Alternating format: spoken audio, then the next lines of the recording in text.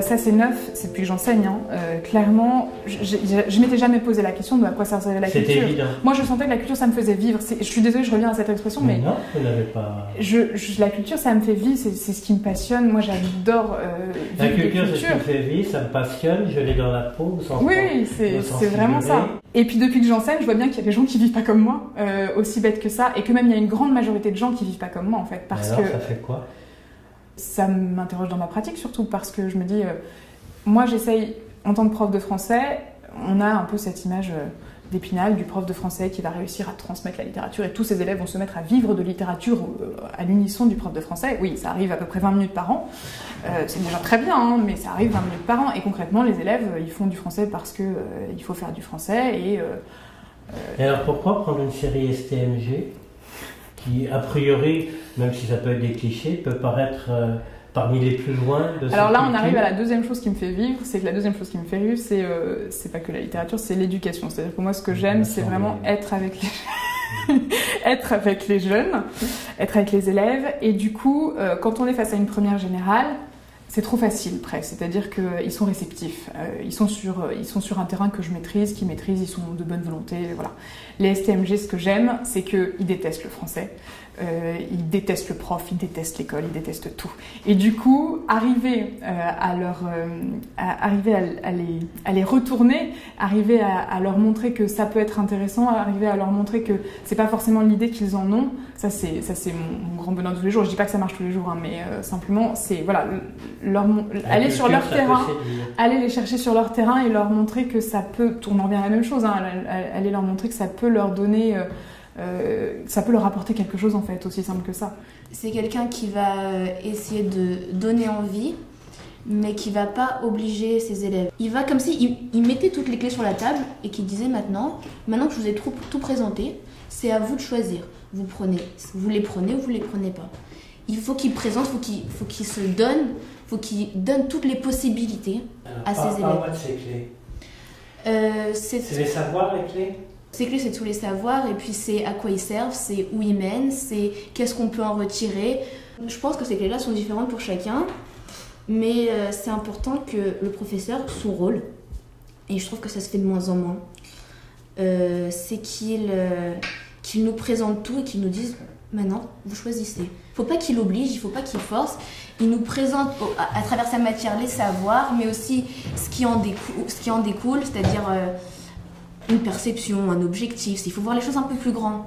C'est que l'école, elle va nous apprendre, entre guillemets, un savoir, mais comment dire, un savoir qui sera plus tourné vers les relations avec les autres et les relations de société. Ce que j'entends par société, c'est avec les autres, mais au sein même d'une entreprise aussi. Comment réagir. Mais l'enseignement de la vie va nous apprendre comment réagir avec les autres, mais comment se construire soi-même. Et je pense que les deux se complètent. J'ai aimé me relever, comprendre, parce que plus qu'un enseignement basique, j'ai vécu. Voilà, c'est ça la différence. Quand on parlait de l'école et quand on parle d'expérience, c'est le vécu. C'est-à-dire qu'à l'école, c'est pas trop vécu. C'est pas incarné, c'est pas vécu, c'est pas quelque chose que... Et oui, il y a une différence entre vivre des choses de manière sentimentale qui nous atteignent un peu plus qu'un cours de maths. Voilà. Oui, ce rapport avec les gens, la façon dont on se forme soi-même, ce qui peut nous tomber sur la tête alors qu'on n'est pas forcément habitué. Ces moments qu'on a qui restent gravés, c'est fondamental. Dès notre plus jeune âge, on nous dit bah ok, tu vas à l'école, c'est obligatoire. En France en tout cas, c'est obligatoire. Oui. Donc là déjà on n'a pas le choix. Ensuite on nous dit bah continue tes études parce que sinon tu n'auras pas de travail. Bon bah on n'a pas trop le choix non plus parce que après il y a les parents qui sont derrière. Et une fois qu'on travaille, on se dit bah maintenant j'ai ma famille ou j'ai quelqu'un ou enfin voilà, et pour réussir à s'auto-suffire, à vivre nous-mêmes, finalement, bah, on doit quand même travailler. Puis après, nous-mêmes, on a une famille, donc on inculque ça à nos propres enfants, et donc... Je suis d'accord, mais le montrer comme ça, je trouve ça monstrueux. suis C'est une d'accord. boucle sans fin C'est où on ça. va juste dire bon, alors tu vas faire maintenant, tu es tout jeune, tu vas aller dans un système où on va tout apprendre pendant 16 ans minimum. Et une fois qu'on a fait nos 16 ans, on dit bon, bah c'est bien quand tu continues. Ah, mais là, après nos 3 ans, on dit non, mais tu n'as toujours pas fini, il faut que tu fasses des études post-bac. Et une fois qu'on a fait toutes nos études post-bac, maintenant tu dois travailler. Et maintenant tu dois avoir une famille. Et maintenant tu as ta famille, tu dois leur inculquer la même chose pour que ça fasse une boucle et que ta famille, pendant des générations perdure, fasse perdurer la famille. Ça, je trouve que ça enferme toute liberté. Alors c'est pas vrai. Je pense à la même C'est pas chose. forcément vrai. Parce qu'on a une liberté. Si demain je veux partir vivre dans la nature, je Oui, le mais fais. tu le feras pas. Moi, je le ferai pas. Parce que c'est presque un.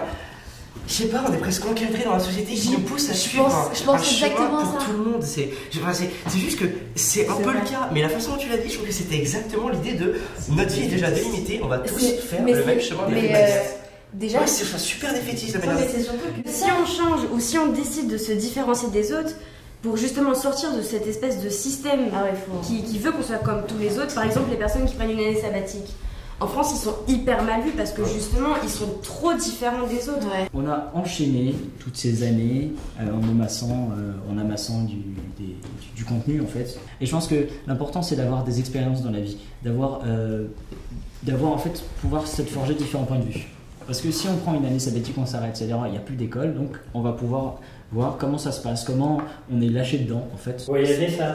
Je pense que voyager, ça nous permet d'élargir notre point de vue. Ce qui, moi, me dérange aujourd'hui dans le système d'éducation français, c'est on t'a appris à faire ça, donc tu dois faire ça. On te demande pas. C'est ça, on le reproduit, on demande de entre guillemets recracher. On ne demande pas, toi, de quoi es-tu capable, qu'est-ce que tu es capable de faire, qu'est-ce que tu es capable d'apporter à la structure pour la faire s'élever. voilà, dans notre société, on a un but. Donc on avait dit les études, le boulot, la famille. Donc du coup, ce qu'on nous inculque au lycée, enfin pendant les études, c'est comment réagir face à ce boulot. Et puis, des rails. Oui, et pourtant, et donc du coup, c'est ce qu'on appelle les bases. Mais la vraie question, c'est en fait, j'ai toujours pensé que le bonheur, c'était pas atteindre ce qu'il y avait de plus haut, mais savoir ce qu'on voulait. Il faudrait compléter la phrase. Les bases de quoi? Déjà en première, ça mais c'est passé comme ça. Je me dis, la question que je me pose souvent, c'est est-ce que ma vie elle va passer aussi vite? Est-ce que je vais pas voir passer les choses? C'est terrible. Pourquoi est-ce qu'on suit tout le temps cette ligne de pensée que la société inculque? Et donc, je dis, je n'ai peut-être pas l'audace d'aller voir d'autres choses. Parce qu'avec tout cet environnement, cette société, tout ce qu'on entend, c'est fini. C'est pour ça que la partie d'enfance que j'ai gardée, c'est assez. J'essaie de la garder au maximum parce que on dit qu'un enfant ça a de l'imagination et que limite quand on grandit, on perd cette imagination, on perd cette petite folie. C'est une prison à ciel ouvert. C'est-à-dire comme si on pouvait s'échapper et qu'on ne le fera pas. J'ai terriblement envie de réussir dans ce parcours dicté. Comme ça, une fois que j'aurai bien réussi, on me lâchera la grappe et puis je pourrais aller voir ce qu'il y a au bout. Je pourrais vivre enfin, je dirais ok, j'ai un bon parcours, voilà, j'ai fait ce que tout le monde attend, ce que la société attend. J'ai réussi à me faire limite une place dans ce monde. Et bon d'accord, maintenant j'ai fait ça, maintenant je vais faire autre chose. On survole tout. C'est-à-dire qu'on tente de faire en sorte que les personnes aient le moins d'accès au savoir possible. Non. Pour qu'ils continuent à suivre ce moule de société. Voilà, non, moi perso, je le perçois comme ça. Non, je te comprends, mais en fait le truc c'est que t'apprends au primaire, ce qu'ils appellent les bases. Bon après faut revoir, mais voilà. Après au collège, tous les ans t'apprends des choses. T'apprends en 6e quelque chose, en 5e ils te disent on revoit ce qu'on a vu en 6e et on voit de nouvelles versions. Ouais. En 4e ils te disent pareil, on revoit ce qu'on a vu en 5e et on apprend de nouvelles choses, etc. Et ça tous les ans. Ce qui fait qu'au collège t'as appris des choses et au lycée tu te retrouves à recreuser dans tes vieux cours, à revoir pendant 3 ans d'affilée des choses que t'as vues pendant déjà 2 ans. C'est du vécu là. Je suis d'accord. Ah oui, mais ça devient Ça devient quoi? Lourd. C'est la 3e année d'affilée qu'on voit la Première Guerre, la Deuxième Guerre mondiale, les régimes totalitaires, etc. D'un côté c'est bien parce que quand on nous dit oui vous devez avoir des souvenirs, au final il y a personne qui se souvient de rien parce que quand on demande une date il y a tout le monde qui confond tout. Donc d'un côté c'est bien de revoir. Mais de l'autre on se dit mince, ça fait quand même 3 ans qu'on voit ça. C'est frustrant en fait pour l'élève. Je crois que pour moi c'est la matière qui est le plus mal apprise, la langue. Ouais. Parce que j'adore l'anglais, c'est une de mes langues préférées avec le français parce que je trouve que c'est fluide, je trouve que c'est super beau et que ça amène plein de choses différentes comme en français. Mais franchement, ça fait... Là, je suis en train de voir en anglais la route. Et la façon que dans en Amérique, les routes. Enfin, je suis en première. Qui parmi les gens qui fait le programme s'est dit, je pense que faire étudier les routes américaines, c'est une bonne chose. Parce que c'est inintéressant au possible. La qualité du ciment. Oui, parce que parfois on voit dans le livre un petit passage sur James Dean. Et là on peut partir sur les routes, mais sur le cinéma, sur un esprit qu'avaient les jeunes à une certaine époque en Amérique. Et là on peut partir sur plein de sujets, sur une sociologie, une psychologie et plein de trucs. Mais on s'arrête où la route 66, Tu dis que tu t'es arrêté simplement à la route 66. Mais c'est ce que tu soulèverais comme problème, c'est que t'as pas été assez dans les détails en fait. C'est que on n'a pas pris la liberté d'aller plus loin. Moi, ce que je trouve assez extraordinaire dans la génération que j'accompagne maintenant, parce que j'aurais peut-être dit la même chose il n'y a pas si longtemps que ça. Je trouve qu'il y a vraiment quelque chose qui a bougé, puis c'est peut-être aussi le lieu dans lequel je travaille aujourd'hui, la population que je rejoins.